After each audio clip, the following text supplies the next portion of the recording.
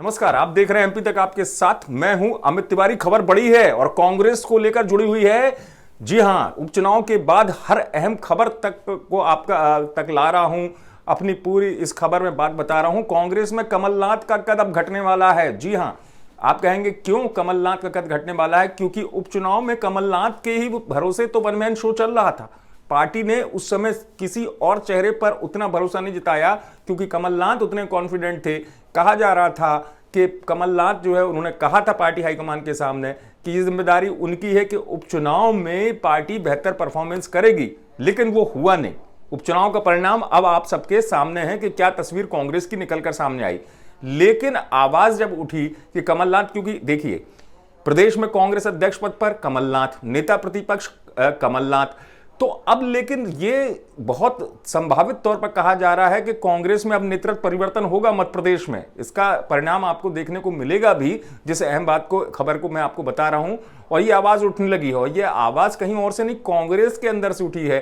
कांग्रेस सरकार में कद्दावर मंत्री रहे गोविंद सिंह ने बड़ी बात कह दी है। गोविंद सिंह लाहर जो हैं, उन्होंने कह दिया कि दरअसल जो प्रत्याशी चयन हुए कांग्रेस में उपचुनाव में, वो प्रत्याशी चयन की प्रक्रिया गलत थी। गलत कैंडिडेट चुन लिए कांग्रेस ने, इसलिए कांग्रेस हार गई है एमपी में उपचुनाव में।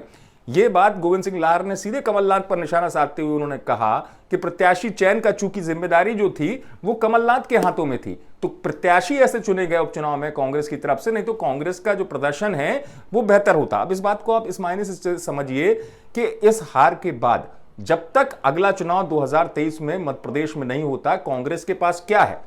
कांग्रेस के पास पाने को यही उपचुनाव था जहां कांग्रेस वापसी कर सकती थी। ऐसा हुआ नहीं। अब कांग्रेस के भीतर से अगर गोविंद सिंह आवाज उठा रहे हैं तो जाहिर सी बात है यह आवाज ऐसे नहीं उठ रही है, आवाजें और भी निकलकर सामने आएगी। और यह बात तब भी सामने आ रही थी कि कमलनाथ ने आइटम वाले बयान पर, जब राहुल गांधी ने उस बयान की निंदा की और उसके बाद उन्होंने ये कहा कि ये राहुल गांधी का व्यक्तिगत नजरिया हो सकता है कांग्रेस हाईकमान के सामने, तब से स्थिति थी कि चुनाव तक की कांग्रेस हाईकमान प्रतीक्षा करेगा, उसके बाद कांग्रेस हाईकमान कमलनाथ को लेकर जरूर सोचेगा।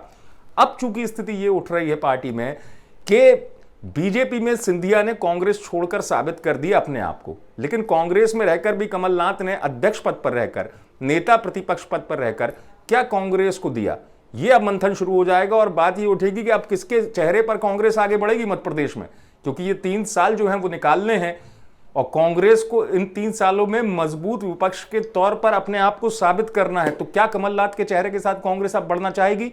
जाहिर सी बात है कांग्रेस के अंदर से और आवाजें उठेंगी, जिसका सीधा सरोकार इस बात से है कि पार्टी में अब नेतृत्व परिवर्तन की तरफ का इशारा हो सकता है कि मध्य प्रदेश में कांग्रेस की कमान कौन संभालेगा।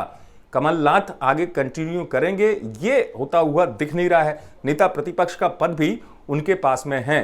तो क्या कमलनाथ को लेकर कांग्रेस करने वाली है बड़ा फैसला? कमलनाथ को लेकर कांग्रेस कर सकती है बड़ा निर्णय, क्योंकि कांग्रेस से अंदर से उठती हुई आवाज इस बड़े मुद्दे को ला रही है। बड़ी खबर के लिए आप देखते रहिए एमपी तक।